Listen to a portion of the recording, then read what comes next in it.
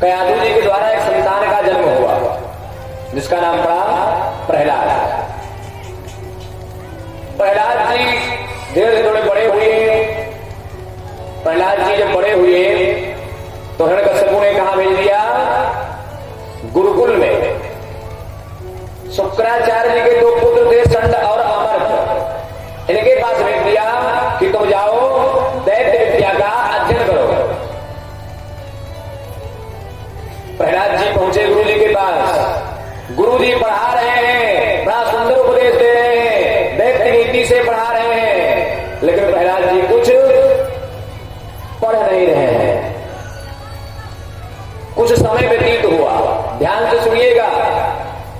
कुछ समय व्यतीत हुआ, प्रहलाद जी अपने घर पर आए। कहां आए? अपने घर। प्रहलाद जी जैसे घर में आए, हिरण्यकश्यपु ने उठा करके अपने गोद में बैठा लिया, स्नेह करने लगा। कहा वाह मेरे पुत्र, पढ़ करके आ गया। कहा पिताजी क्या कहा?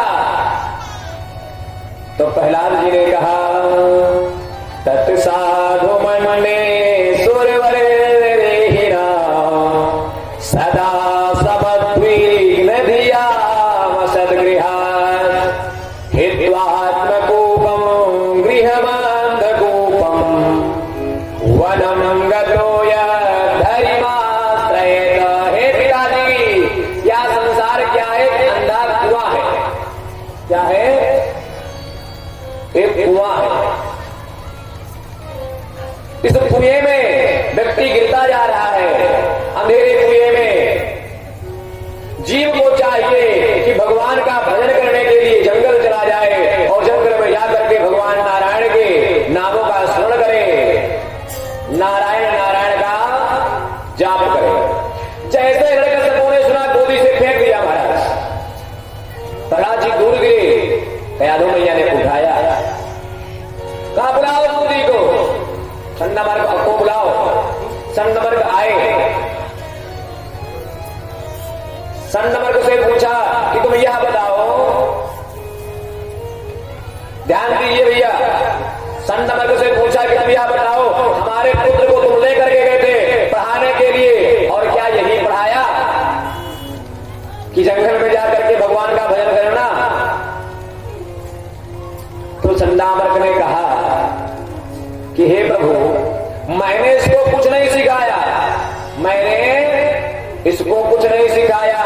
जो यह बोल रहा है, ना मैं प्रणीतम न पर प्रणीतम सुतो वदस्ते स्तवेन्द्र शत्रु। हे हिरण्यकश्यप महाराज, मैंने तुम्हारे पुत्र को ना मैंने पढ़ाया है और ना हमारे गुरुकुल में किसी दूसरे व्यक्ति ने इसको ऐसा पढ़ाया है। तब किसने पढ़ाया? हिरण्यकश्यपु ने पूछा कि जब तुमने नहीं पढ़ाया, तुम्हारे गुरुकुल में रहने वाले किसी अध्यापक ने नहीं पढ़ाया, तो इसको ज्ञान कहां से आया? तो कह रहे हैं नैसर्गिकयं मतिरस्य राजन् निर्यक्षमन्यो गददास्ममाना। नैसर्गिकयं, इसके अंदर यह गुण जन्मजात से ही है, पढ़ाने की आवश्यकता नहीं पड़ी है इसको, या स्वयं जानता है। कहा अच्छा, तो कहा इसको कैसे सुधारा जाए? तो संडामर्ग ने कहा कि हे हिरण्यकश्यप महाराज, इसको दोबारा हमारे विद्यालय में भेज दो। इस बार मैं इसको मार मार करके सुधार दूंगा। इस बार मैं इसको सुधार करके आपके पास दोबारा लाऊंगा। कहा ठीक है। प्रहलाद जी दोबारा गए पढ़ने के लिए। कुछ दिन पढ़ते हैं महाराज, और पढ़ करके दोबारा कहां आए? पिताजी के पास। पिताजी ने बुलाया और कहा कि प्रहलाद, तूने गुरुकुल में क्या पढ़ा? कुछ हमको सुना बेटा। प्रहलाद जी ने कहा अच्छा पिताजी, मैं सुनाऊं? कहा हाँ सुनाओ। तो प्रहलाद जी ने कहा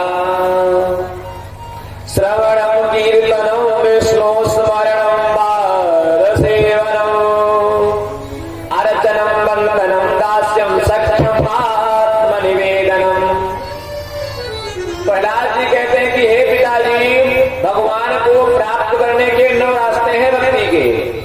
कितने प्रकार की भक्तियां हैं? 9 प्रकार की। 9धा भक्ति के बारे में बता रहे हैं प्रहलाद जी कि हे पिताजी, हे प्रभु, श्रवणम, भगवान की कथा को सुनो। सुनोगे तो क्या होगा? कीर्तनम। जब सुनोगे तो गाओगे कि नहीं गाओगे? जब सुनोगे तो ऑटोमेटिक गाने लग जाओगे। श्रवणम, कीर्तनम, सुनो, उसके बाद में कीर्तन करो।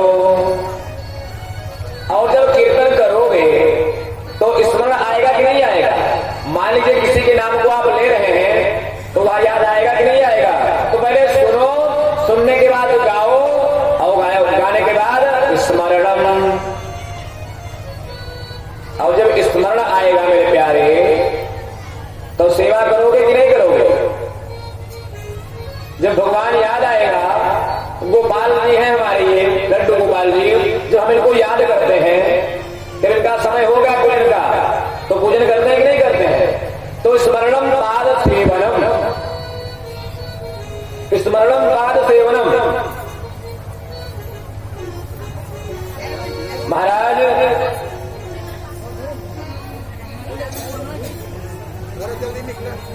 प्रहलाद जी कह रहे हैं कि पिताजी पहले श्रवण करो, श्रवण के बाद कीर्तन करो, कीर्तन करने के बाद में स्मरण करो, स्मरण करने के बाद में व्यक्ति स्वयं सेवा करने लग जाएगा। पाद सेवनम, अर्चनम, अर्चन करो, वंदनम, वंदना करो, दास्यम, भगवान के दास बन जाओ, सख्यम, परमात्मा को अपना सखा बना लो, और अंत में क्या करो? आत्मनिवेदनम, भगवान के चरणों में अपने आप को अर्पित कर दो। 9धा भक्ति के बारे में जो ही बताया प्रहलाद जी ने पिता को कहा, कैसे बोल रहे हैं, अरे दुष्ट, तू अभी नहीं सुधरा, मैं तुमको नहीं छोड़ूंगा। महाराज तुरंत ब्राह्मणों को बुलाया, ब्राह्मणों से कहा कि हे ब्राह्मण देवता लोग, तुम इस पुत्र के ऊपर क्या चलाओ? कृत्या। कृत्या का मतलब आप लोग समझ रहे हैं? कृतिया नहीं, नहीं, कृत्या उसे कहते हैं, पंडित जी लोग एक मंत्र याद करके, मंत्र के द्वारा, मंत्रों के प्रभाव से उस व्यक्ति को मारने के लिए एक शक्ति का प्रयोग करते हैं। किसी का? एक शक्ति का। वह शक्ति जाकर के उस व्यक्ति को मार देती है। उसी को क्या कहते हैं? कृत्या। उसी को कहते हैं कृत्या। ब्राह्मणों ने प्रहलाद जी के ऊपर किसका प्रयोग किया? कृत्या का प्रयोग किया। जैसे ही कृत्या प्रहलाद जी को जलाने के लिए चली, कृत्या जल करके भस्म हो गई, और प्रहलाद जी के प्रभाव से, प्रहलाद जी के तेज से और कृत्या के प्रभाव से वह जो ब्राह्मण लोग थे जलने लगे। इनके प्राण संकट में पड़ गए। महाराज जब ब्राह्मणों के प्राण संकट में पड़े तो ब्राह्मण लोग अपना प्राण बचाने के लिए चिंता में पड़ गए। तो प्रहलाद जी ने कृत्या को शांत किया है और ब्राह्मणों के प्राण को बचाया है। जब ब्राह्मणों के प्राण बचे हैं, आप बताइए, जब किसी का प्राण बचाएंगे तो व्यक्ति आपको क्या करेगा? आशीर्वाद ही तो देगा। अब ब्राह्मण लोग प्रहलाद जी को आशीर्वाद दे रहे हैं कि दीर्घ आयुर प्रतिहतो बलवीर समन्विता पुत्र पौत्र धनेश्वर्यम युक्तो वत्स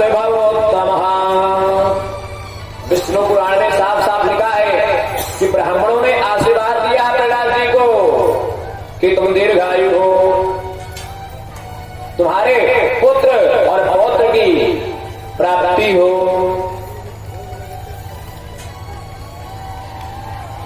प्रहलाद जी ने कहा कोई बात नहीं प्रभु, दोनों का प्राण बचा। और एक दिन की बात है कि प्रहलाद जी को हिरण्यकश्यपु ने बुलाया और हिरण्यकश्यपु प्रहलाद जी से पूछता है कि हे प्रहलाद, तुम्हारे ऊपर मैं अस्त्रों का प्रहार करता हूं, शस्त्रों का प्रहार करता हूं, विष पान करवा देता हूं, सर्प से कटवा देता हूं, खौलते हुए जल में गिरवा देता हूं, फिर भी तू क्यों नहीं मरता? तो प्रहलाद जी ने कहा कि हे पिताजी, बाण प्रहारा न भवन्ति यद्वद राजन निराम सन्ने नयुक्ता। जो भगवान के नामों का स्मरण करता है, जो भगवान के नामों का जाप करता है, उसके ऊपर अस्त्र शस्त्र प्रभाव नहीं करते। तो प्रहलाद जी ने जब इस प्रकार से कहा तो हिरण्यकश्यपु ने एक युक्ति लगाई।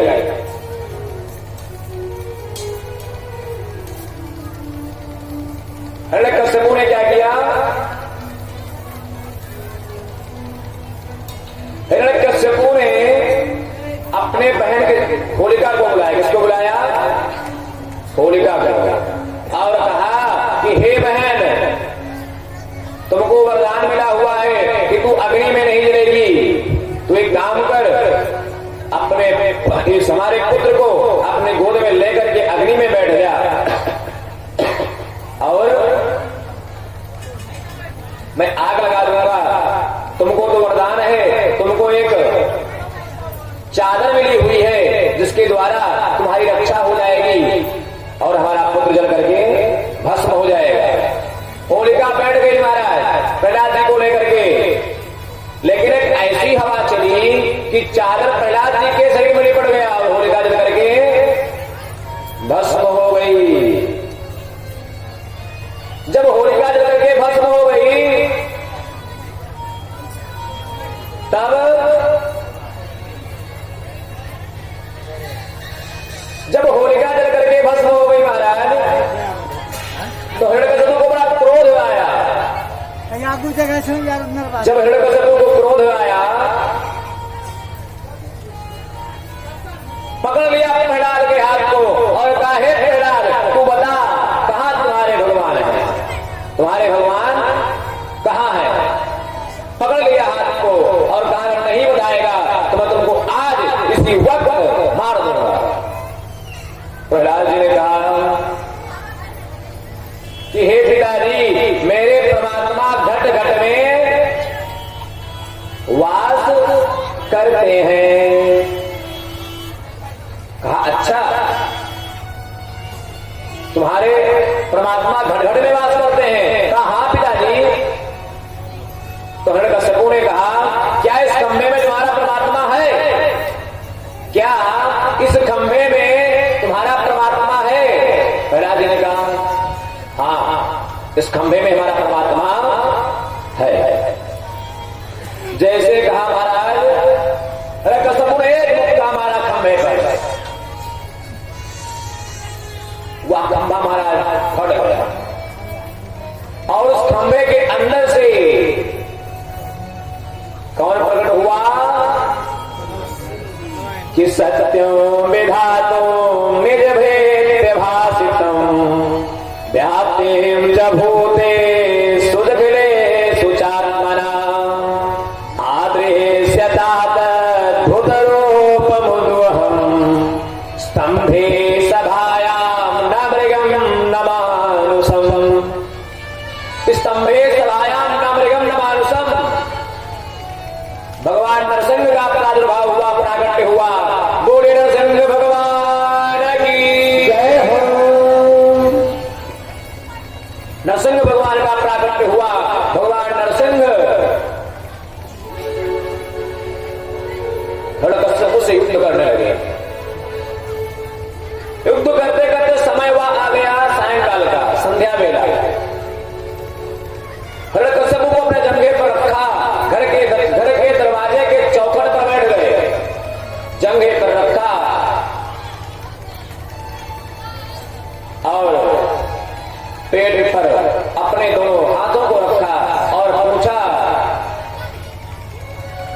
कि क्यों हिरण्यकशिपु तुम्हें क्या वरदान है? भगवान नरसिंह घर के चौखट पर बैठे हैं। कहां बैठे हैं? चौखट पर। और भगवान के जंघे पर हिरण्यकशिपु लेटा हुआ है। भगवान के दोनों हाथ कहां है? हिरण्यकशिपु के नाभि पर, पेट पर। भगवान ने कहा, हे हिरण्यकशिपु तुझे क्या वरदान है? हिरण्यकशिपु ने कहा, मुझे वरदान है, मैं ना अस्त्र से मरूंगा ना मैं शस्त्र से मरूंगा। भगवान ने कहा, देख मेरे हाथ में अस्त्र या शस्त्र है? कहा नहीं। फिर हिरण्यकशिपु ने कहा कि मुझे वरदान है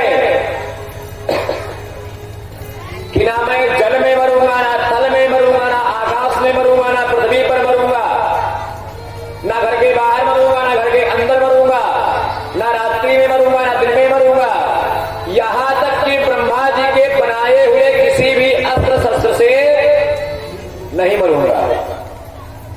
भगवान ने कहा, तू घर के बाहर है या अंदर? कहा नहीं, बीच में हूं। कहा, ये बता तू सूखे में है कि गीले में? ये त्वचा गीला है कि सूखा?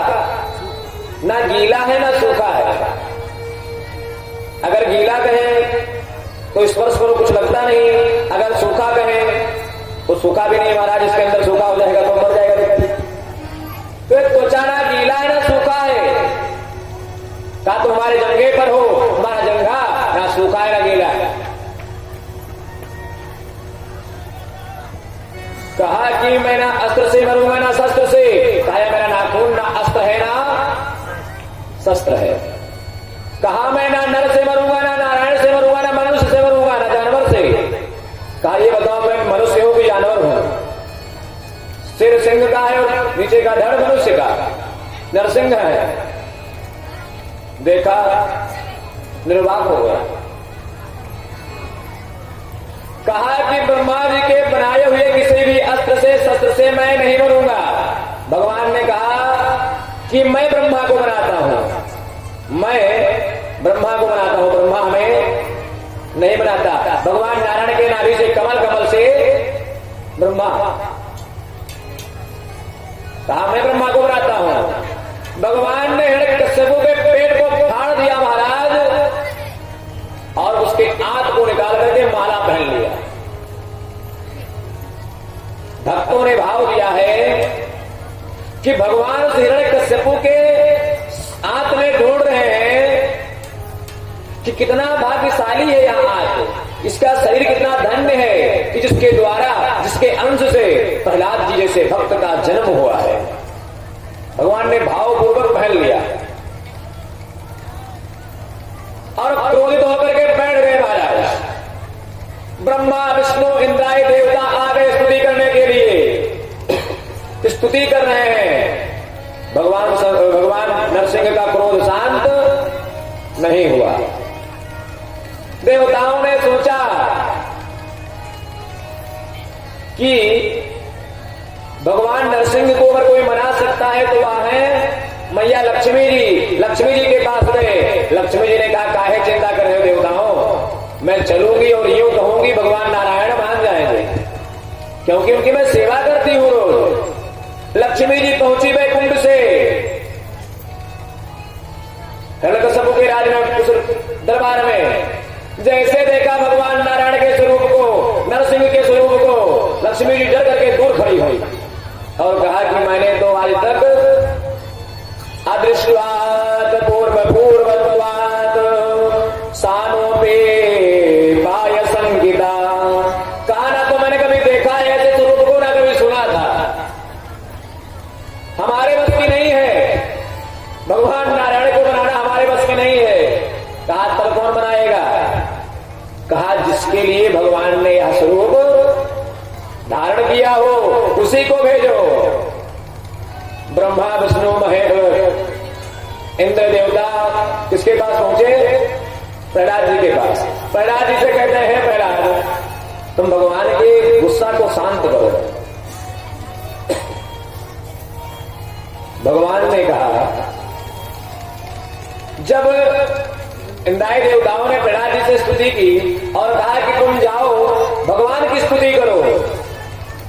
तो प्रहलाद जी आए और भगवान से स्तुति करते हैं। क्या कहते हैं? प्रहलाद जी ने क्या कहा कि ब्रह्मा दया सुरगणा मुनयो सिद्धा सत्वेक दानमतयो वससाम प्रवाहै।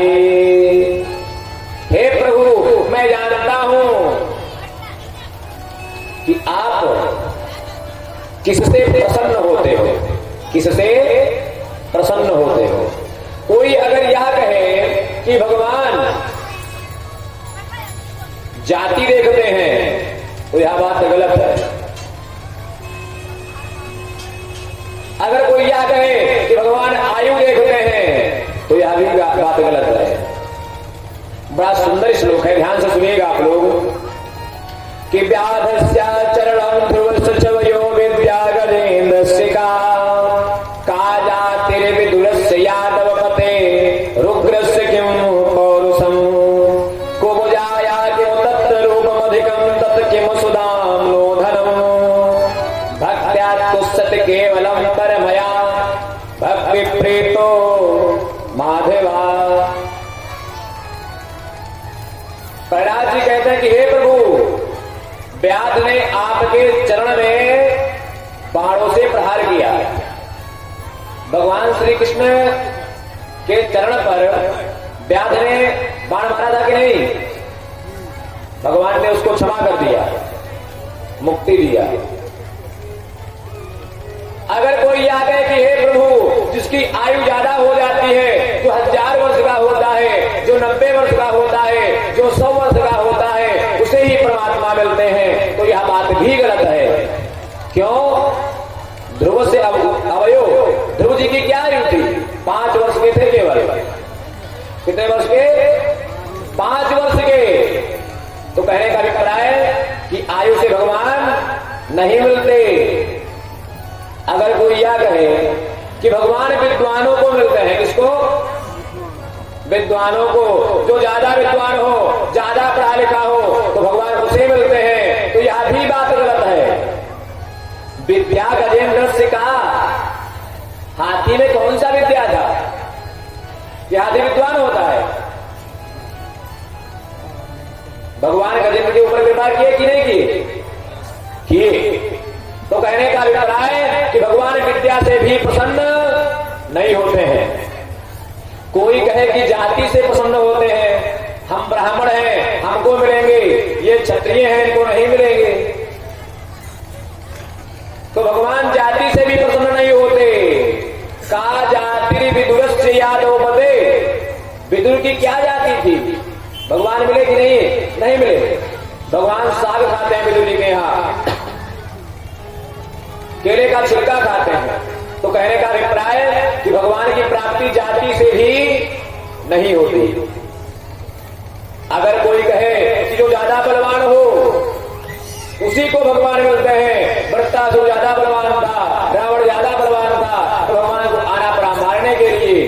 जो ज्यादा बलवान हो उसको भगवान मिलते हैं, तो यह भी बात गलत है। रुग्रस्य किम पौरुषम, उग्रसेन में कौन सी क्षमता थी?